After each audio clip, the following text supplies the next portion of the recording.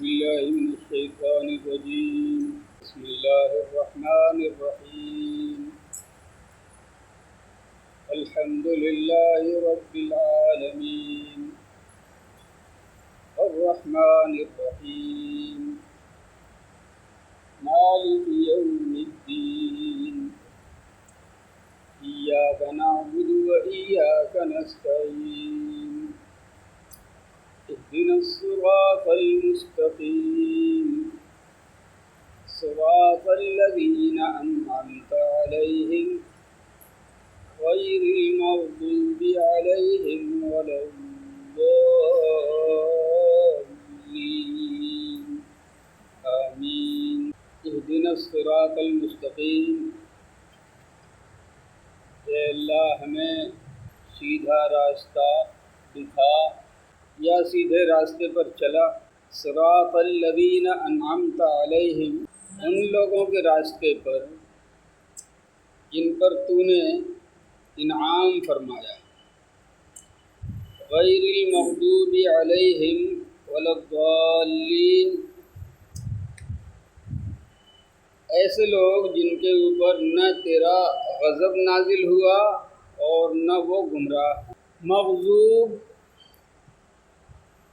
جن کے اوپر غضب نازل ہوا، ضال گمراہ. جیسے راستہ پانے کا نام ہدایت ہے، ویسے راستے سے ہٹ کے راستہ بھول جانے کا نام ضلالت ہے، گمراہی. غیر المغضوب علیہم، غیر مانے سوا، وہ لوگ نہیں جن کے اوپر تیرا غضب نازل ہوا. ولا الضالین، اور نہ وہ گمراہ ہوئے. غضب کس کو کہتے ہیں؟ اردو میں بھی اور عربی میں بھی کچھ الفاظ آتے ہیں جو ایک دوسرے کے بالکل الٹے ہوتے ہیں. جیسے آپ سمجھ لو کہ تندرستی کا الٹا بیماری، بیماری کا الٹا مالدار، کا الٹا غریب، غریب کا الٹا مالدار. عالم کا الٹا یعنی جاننے والا، اس کا الٹا جاہل. بالکل اسی طریقے سے عربی میں دو لفظ ہے. ایک ہے رحمت، جس کے معنی آتے ہیں مہربانی کرنے، اور اس کے ایک دم الٹے ہے غضب، جن کے اوپر ناراض ہوا اور جن کو سزا دے. ایسے ہی ضال معنی گمراہ. ہدایت کے معنی آتے ہیں راستہ پانے کے، اور اس کے ایک دم الٹے ضلالت کے معنی آتے ہیں راستہ کھو دینے. جس کو راستہ نہیں مل رہا ہو اس کو کہیں گے ضال، راستے سے بھٹک گیا. اب یہاں پر سوال یہ پیدا ہوتا ہے کہ غیر المغضوب علیہم سے کون لوگ مراد ہیں؟ غیر المغضوب سے مغضوب علیہم وہ لوگ جن کے اوپر اللہ کا غضب نازل ہوا، یہ کون لوگ ہیں؟ تو قرآن کریم کی ایک آیت سے پتہ چلتا ہے کہ یہ سارے ایسے لوگ ہیں جنہوں نے اللہ کو نہیں مانا اور پھر اللہ کا انکار کر دیا. لیکن اکثر مفسرین کرام نے مغضوب علیہم سے مراد لیا ہے یہودی، بنی اسرائیل. کیوں؟ اس لیے کہ بنی اسرائیل کے بارے میں اور یہودیوں، بنی اسرائیل میں سے جو لوگ یہودی بنے، ان کے بارے میں قرآن کریم نے صاف طریقے سے بیان فرمایا. مثلا ایک آیت ہے، قُلْ هَلْ أُنَبِّئُكُمْ بِشَرٍّ مِّن ذَلِكَ مَثُوبَةً عِندَ اللَّهِ مَن لَّعَنَهُ اللَّهُ وَغَضَبَ عَلَيْهِ وَجَعَلَ مِنْهُمُ الْقِرَدَةَ وَالْخَنَازِيرَ وَعَبَدَ الطَّاغُوتَ أُولَٰئِكَ شَرٌّ مَّكَانًا وَأَضَلُّ عَن سَوَاءِ السَّبِيلِ. اے میرے نبی صلی اللہ علیہ وسلم، آپ فرما دیجئے هل أنبئكم بشر من ذلك مثوبة عند اللہ، کہ اللہ رب العزت کے ہاں جس کو اس سے بری سزا دی جائے گی اور برا بدلہ دیا جائے گا، ایسا برا بدلہ پانے والے کون لوگ ہیں؟ من لعنہ اللہ، وہ لوگ جن پر اللہ نے لعنت بھیجی، وغضب علیہ، اور جن کے اوپر اللہ نے غضب نازل فرمایا، وجعل منهم القردة والخنازیر وعبد الطاغوت، اور اللہ تعالیٰ نے ان لوگوں میں سے لوگوں کو بندر بنا دیا، سور بنا دیا، نافرمانیوں کی سزا میں شکل بگاڑ دی گئی، وعبد الطاغوت، اور شیطان کے پجاری بنا دیا۔ اولئک شر مکانا، یہ لوگ سب سے بدترین لوگ ہیں، وَأَضَلُّ عَنْ سَوَاءِ السَّبِيلِ، اور سیدھے راستے سے بہت دور چلے گئے۔ اب یہاں پر یہ سوال پیدا ہوتا ہے پھر کہ آخر یہودی جو حضرت موسیٰ علیہ السلام کے ماننے والے تھے، ان یہودیوں پر غضب نازل کیوں ہوا؟ خاص طور سے نام لے کے اور لوگوں کے ساتھ تو یہ بات قرآن نے بیان نہیں کی، پھر یہودیوں کے ساتھ ہی یہ بات خاص طور سے کیوں بیان کی؟ اس لیے کہ یہودیوں نے حد کر دی، جتنی حدود تھی وہ سب پار۔ میں نے کل اشارہ کیا تھا اور عرض کیا تھا کہ بنی اسرائیل کو اللہ تعالیٰ نے اپنی نعمتوں کا احساس کرایا، اس کو اپنی نعمتیں یاد کرائی۔ یا بنی اسرائیل اذکروا نعمتی التی انعمت علیکم، اے اسرائیل کے بیٹو میری اس نعمت کو یاد کرو جو میں نے تم پر کیا، وَأَنِّي فَضَّلْتُكُمْ عَلَى الْعَالَمِينَ، اور میں نے دنیا والوں میں تمہیں سب سے اچھا درجہ دیا۔ لیکن ہوا کیا؟ ہوا یہ کہ انہوں نے اپنے دور میں اپنے نبیوں کی نافرمانی کی، انہی لوگوں نے اپنے دور میں بہت سے بعض انبیاء کو قتل بھی کیا، یہاں تک کہ اللہ تعالیٰ نے ان کے اوپر ظالموں کو مسلط کر دیا، اور فرعون نے ان کو گویا اپنا غلام بنا دیا۔ پھر حضرت سیدنا موسیٰ علیہ نبینا علیہ الصلاۃ والسلام پیدا ہوئے، تو پیدا ہونے سے پہلے اس دور کے جو نجومی تھے ان سارے نجومیوں نے فرعون کو کہا کہ ایک لڑکا پیدا ہونے والا ہے جو تمہاری سلطنت کو تہس نہس کر دے گا۔ تو فرعون نے کہا ایسا نہیں ہو سکتا۔ اب اس نے باضابطہ کٹنیاں مقرر کر دی جو ہر گھر میں جا جا کر کے عورتوں کا پیٹ چیک کرتی، اور اندازہ ہوتا کہ جس کے پیٹ میں کوئی بچہ پل رہا ہے تو پھر اس کو نشانے پہ رکھا جاتا اور اس کو نگرانی میں رکھا جاتا، اور ولادت کے وقت پھر وہ کٹنیاں موجود رہتی۔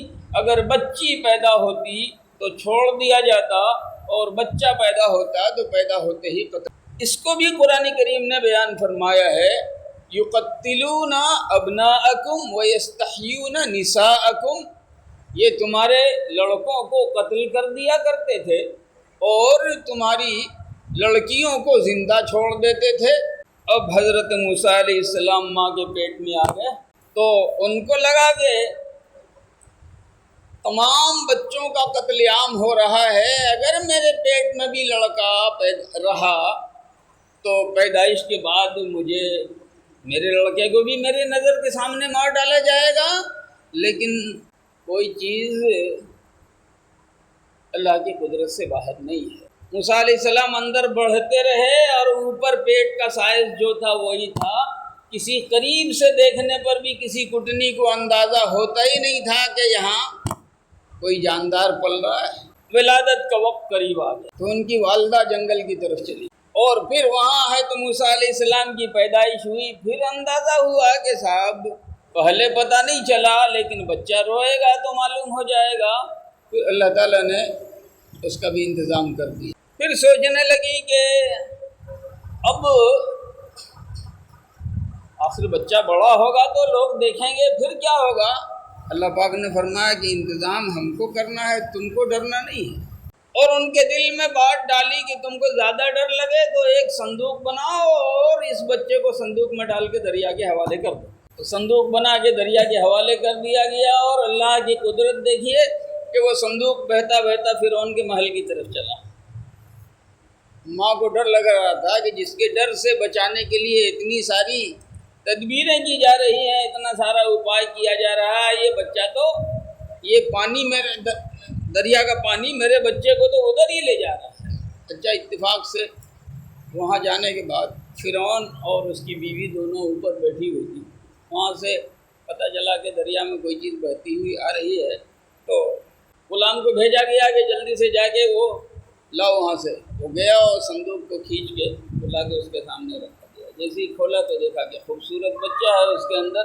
اور فرعون کے دل میں آیا کہ کہیں وہی تو نہیں ہے، اس نے ارادہ کیا مارنے کا، لیکن بیوی نے کہا لا تقتلوه عسى ان ينفعنا او نتخذه ولدا، اتنا پیارا بچہ ہے، مارنے کی ضرورت نہیں ہے، ہم کو اس سے فائدہ ملے گا، یا نہیں ہوگا تو اپنے پاس کوئی اولاد نہیں ہے، ہم اس کو بیٹا ہی بنا لیں گے۔ اور جس شخصیت کو مارنے کے لیے فرعون نے ہزاروں بچوں کا قتل عام کیا، اللہ پاک نے اس موسیٰ علیہ السلام کو فرعون ہی کے گھر میں پلوا کے اپنی قدرت کا جلوہ دکھایا۔ واقعہ لمبا ہے۔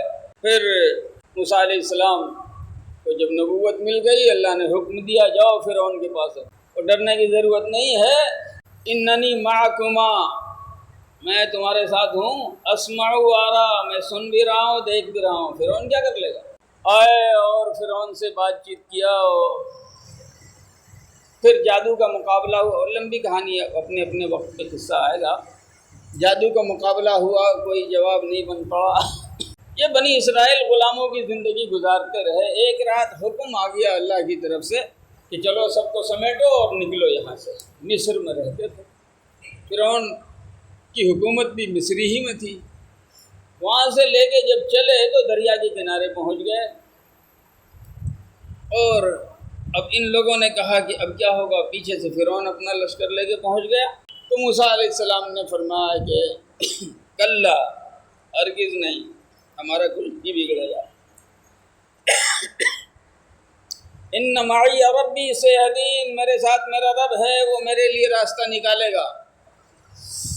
اور پھر اس دریا میں اللہ پاک نے حکم دیا کہ اپنا ڈنڈا نکال کے دریا پر مارو، جیسے ہی مارا 12 راستے بن گئے، موسیٰ علیہ السلام اپنے لوگوں کو لے کے اس پار ہو گئے، اور فرعون اپنے پورے لاؤ لشکر کے ساتھ وہی ڈوب کے ختم ہو۔ اب کیا ہوا؟ موسیٰ علیہ السلام نے کہا کہ دیکھو، یہ جو بیت المقدس کی سرزمین ہے، یہ تمہارے آباء و اجداد کی سرزمین ہے۔ حضرت اسحاق علیہ السلام یہاں رہتے تھے، بہت سارے نبی گزرے ہیں۔ ادخلوا الارض المقدسۃ التي كتب اللہ لکم ولا ترتدوا علی ادبارکم فتنقلبوا خاسرین، جاؤ مقدس شہر میں جاؤ۔ تو جانے سے پہلے موسیٰ علیہ السلام نے 12 اپنے مخصوص ساتھیوں کو چن کے حال چال لینے کے لیے بھیجا کہ دیکھو وہاں ہے کیا۔ یہ لوگ جو وہاں گئے تو ایک زبردست قوم جو عمالقہ کے نام سے معروف ہے، ان کا غلبہ ہو چکا تھا وہاں، اور انہی کا راج چل رہا تھا۔ ان لوگوں نے جا کے دیکھا اور دیکھ داکھ کے واپس آئے تو کہا ان فیہا قوما جبارین، وہاں تو بڑے زبردست طاقتور لوگ رہتے ہیں، ہم سے نہیں ہو پائے گا۔ وَإِنَّا لَن نَدْخُلَهَا حَتَّى يَخْرُجُوا مِنْهَا فَإِن يَخْرُجُوا مِنْهَا فَإِنَّا دَاخِلُونَ، کہ جب تک وہ رہیں گے تو ہم نہیں جا پائیں گے، اور پہلے وہ نکلیں تو اس کے بعد پھر ہم جائیں۔ حالانکہ کچھ لوگوں نے کہا علی اللہ فتوکلوا ان کنتم مؤمنین، اگر تم ایمان والے ہو تو اللہ کے اوپر بھروسہ کرو، اور اس کے بعد جو ہے تھوڑا بازوؤں کی طاقت دکھاؤ، ایسے سیدھے تمہارے لیے بنا بنایا میدان ہموار رہے اور جاؤ اور جا کے قبضہ کر لو، ایسا تو ہوگا نہیں، تم کو لڑنا بھیڑنا پڑے گا۔ لیکن یہ سرکش قوم، اس نے کہا انا لن ندخلها ابدا ما داموا فيها فاذهب انت وربك فقاتلا انا هاهنا قاعدون، جب تک وہ لوگ رہیں گے تو ہم ہرگز وہاں داخل ہونے والے نہیں ہیں، اگر لڑنا ہی ہے تو آپ جائیے، آپ اور آپ کا خدا یہ دونوں مل کے وہاں جا کے لڑے، انا هاهنا قاعدون، ہم تو یہیں بیٹھے رہے۔ نافرمانیاں ان کی اتنی زیادہ ہے، قرآن کریم نے ان کی نافرمانیوں کو جگہ جگہ جگہ جگہ جگہ جگہ بیان کیا ہے، تفصیل کے ساتھ کہانی ہے۔ یہ جو اللہ کے حکم کی نافرمانی انہوں نے کی، اس کے نتیجے میں پھر جو اللہ کا عذاب آیا، تو ایک ڈیزرٹ پار کرنا تھا، صحرا، اس کو پار کر کے وہاں داخل ہوتے، اس صحرا میں پہنچے، راستہ اللہ نے بھلا دیا۔ اب جو راستہ بھول گئے تو چکراتے پھرتے تھے، صبح سے شام تک جتنا چلتے تھے شام کو معلوم ہوتا وہیں پہنچے، جہاں سے چلے تھے وہیں پہنچے۔ قرآن کریم کہتا ہے 40 سنۃ یتیہون فی الارض، 40 سال تک یہ لوگ اسی میں بھٹکتے رہے۔ اب وہاں اللہ تعالیٰ کی طرف سے مہربانی کی گئی، موسیٰ علیہ السلام نے کہا پروردگارا قوم مر جائے گی، کھانے پینے کا کوئی انتظام نہیں ہے، تو اللہ پاک نے فرمایا کہ اچھا چلو کر دیں گے انتظام۔ من اور سلوہ نازل کیا۔ من کیا ہے اور سلوہ کیا ہے؟ جیسے بہت ٹھنڈک میں شبنم گرتی ہے اور صبح کو اگر آپ دیکھو پتا رہے تو پورے پتے کے اوپر جو ہے شبنم کے قطرے پھیلے ہوئے رہتے ہیں اور ساری چیز بھیگ جاتی ہے، بالکل رات میں شبنم کی طرح اللہ تعالیٰ یعنی شہد جیسی چیز وہاں ان کو دیتا تھا اور وہ چیز وہاں گرنے کے بعد جم جایا کرتی تھی، بہت مزیدار، بہت لذیذ، اس کا نام تھا من۔ اور نمکین کھانے کے لیے اللہ نے انتظام کیا کہ بٹیریں اڑ اڑ کے آتی تھی، سلوا کہتے ہیں بٹیر کو، بٹیریں اڑ اڑ کے آتی تھی اور بھاگتی نہیں تھی، ان کے ہاتھ پہ پڑتی تھی، جس نے ہاتھ بڑھایا پکڑ لیا اور اس کے بعد جو ہے ذبح کرو بھونو۔ میٹھی چیز کھانے کے لیے من اور نمکین کھانے کے لیے سلوا۔ ہاں ان کو کہا گیا تھا کہ بھئی دیکھو ضرورت کے مطابق جتنا ہو لیتے رہو، اسٹور مت کرنا، روزانہ تازہ تازہ ہم تم کو دیتے رہیں گے، لیکن بے ایمانوں نے بورے میں بھرنا شروع کیا پکڑ پکڑ کے کہ پتہ نہیں کل کو ہمارا کیا ہوگا، اس لیے اپنی خوراک رکھ لو۔ تو اللہ پاک نے فرمایا کہ ہم نہیں بھیجا، ورنہ یہاں کوئی تمہیں پہنچانے والا نہیں تھا، اور تم بدماشی کرنا شروع کر رہے ہو تو چلو ساری چیزوں کو اپائے میرے پاس ہے۔ ادھر انہوں نے بورے میں رکھا، اگلے دن معلوم ہوا پورا سڑ کے ختم، آج بورے میں بھر کے رکھا، کل معلوم ہوا کہ سب میں کیڑے لگ گئے، سب تو اللہ کے حکم کے پابند۔ پھر ان لوگوں نے کہا کہ موسیٰ پانی کہاں سے آئے گا، پئیں گے کیا، کھانے کا انتظام تو ہو گیا۔ اللہ پاک نے فرمایا کہ کوئی بات نہیں، وہ انتظام بھی ہم کر دیں گے۔ 4 فٹ بائی 4 فٹ کا ایک پتھر، جس کا نہ زمین سے تعلق، جس کا نہ آسمان سے تعلق، چلتے تھے تو اٹھا کر کے سواری پر رکھ لیتے تھے، اور جہاں رکنا ہوتا تھا تو اتار کے رکھ لیتے تھے، اسی پہ بیٹھتے تھے۔ اللہ پاک نے فرمایا کہ اس پتھر کی پٹائی کرو، نکالا ڈنڈا اور اس کے بعد اس پتھر کی پٹائی شروع کر دی، تو اللہ تعالیٰ نے اس سے 12 چشمے جاری فرمایا، چاروں طرف سے 3 فَانْفَجَرَتْ مِنْ حُسْنَتَا عَشْرَةَ عَيْنًا، 12 چشمے اسی پتھر سے نکلے اور جاری ہو گئے اسی ڈیزرٹ میں۔ 12 چشمے کیوں؟ اس لیے کہ موسیٰ علیہ السلام کا جو پورا لشکر تھا 40,000 کا، یہ 12 قبیلوں پر مشتمل تھا، 12 خاندانوں پر، تو 12 چشمے جاری کر دیے، جھگڑنے کی کوئی ضرورت، ہر ایک اپنے اپنے گھاٹ سے پانی پیے۔ قَدْ عَلِمَ كُلُّ أُنَاسٍ مَّشْرَبَهُمْ۔ اس کے بعد فرمایا کہ دیکھو تمہارے کھانے کا انتظام ہو گیا، تمہارے پینے کا انتظام ہو گیا، کُلُوا وَاشْرَبُوا مِن رِزْقِ اللَّهِ، اللہ کی روزی سے خوب کھاؤ خوب پیو، وَلَا تَعْثَوْا فِي الْأَرْضِ مُفْسِدِينَ، وہ زمین میں فساد پھیلاتے مت پھرو، زمین میں فسادی بن کے مت رہو، اللہ کو یہ بات پسند نہیں ہے۔ لیکن یہاں تو فطرت میں فساد تھا۔ 40 سال کے بعد جو ہے راستہ دکھائی دیا۔ ہاں انہوں نے ایک بات اور کہنی شروع کی، لن نصبر على طعام واحد فادع لنا ربك يخرج لنا مما تنبت الارض من بقلها وقثائها وفومها وعدسها وبصلها، یہ ایک ہی کھانا من اور سلوہ کھاتے کھاتے طبیعت اکتا گئی ہے۔ اللہ پاک سے کہیے کچھ ککڑی اگا کے دے دے ہم کو، کچھ پیاز لہسن دے دے۔ موسیٰ علیہ السلام نے فرمایا تستبدلون الذی هو ادنی بالذی هو خیر، تم کو اعلیٰ درجے کا کھانا مل رہا ہے، خدائی آسمانی، جو نصیب نہیں ہوتا لوگوں کو۔ اللہ پاک وہ تم کو کھلا رہا ہے اور اس کو چھوڑ کے تم گھٹیا درجے کا کھانا لینا چاہتے ہو. اتستبدلون الذی هو ادنی بالذی هو خیر. اعلیٰ کوالٹی اعلیٰ درجے کے کھانے کو چھوڑ کر کے تم گھٹیا درجے کا کھانا طلب کرتے ہو. ٹھیک ہے، اگر ایسا ہی ہے تو جاؤ فلاں شہر میں. فإن لکم ما سألتم، جو تم مانگ رہے ہو تم کو وہاں ملے گا، محنت کرنی پڑے. بیت المقدس میں جب داخلے کا وقت آیا اور ان سے کہا گیا قولوا حطہ نغفر لکم خطایاکم، وہاں جب جاؤ تو سر جھکا کے جاؤ اور اپنی زبان پر اس دور میں ایک لفظ تھا حطۃ، جس کو آپ اپنے لفظ میں کہہ لیجیے معافی. اے اللہ ہم معافی مانگتے ہیں. ادخل الباب سجدا، سجدہ کرتے ہوئے جاؤ. ادخل الباب سجدا، سجدہ کرتے ہوئے جاؤ. وقولوا حطہ، اور حطۃ کا لفظ بولتے ہوئے جاؤ.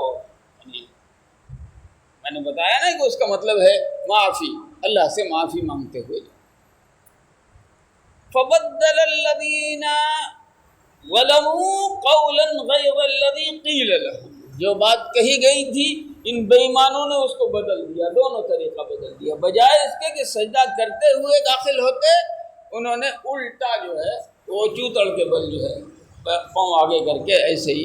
اور ان کو کہا گیا تھا کہ حطۃ کا لفظ استعمال کرو، اس کو بھی بدل دیا انہوں نے. مفسرین نے لکھا ہے کہ حبۃ فی شعرۃ، یہ کہتے ہوئے وہاں جا. ایک موقع پہ اللہ پاک حضرت موسیٰ علیہ السلام سے دعا کیا، ارنا اللہ جہرہ، ایک دم اللہ میاں کو ہمیں صاف صاف کھلم کھلا دکھا دیجئے تب ہم مانیں گے، نہیں تو نہیں مانیں گے.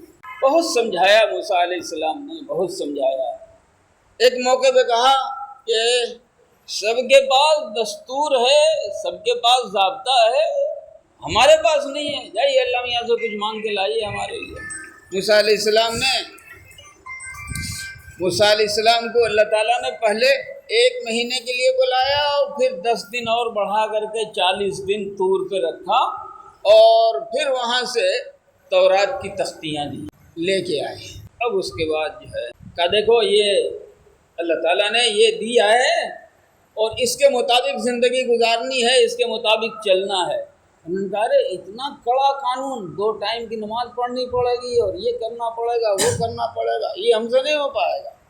اللہ پاک نے فرمایا کہ ٹھیک ہے سب کو لے کے میدان میں آؤ.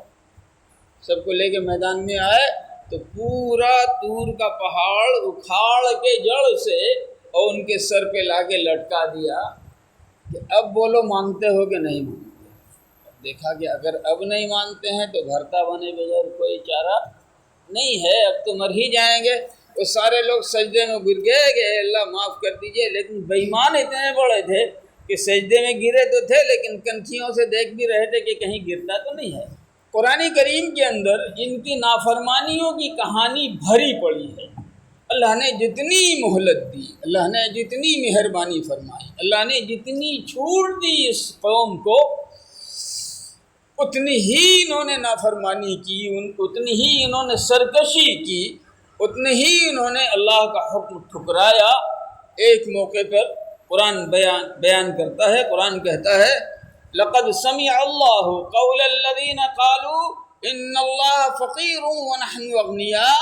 ان بے ایمانوں کی بات اللہ سن رہا ہے جو بول رہے ہیں کہ اللہ فقیر ہو گیا ہے، ہم مالدار ہیں، اللہ میاں ہم سے چندہ مانگ.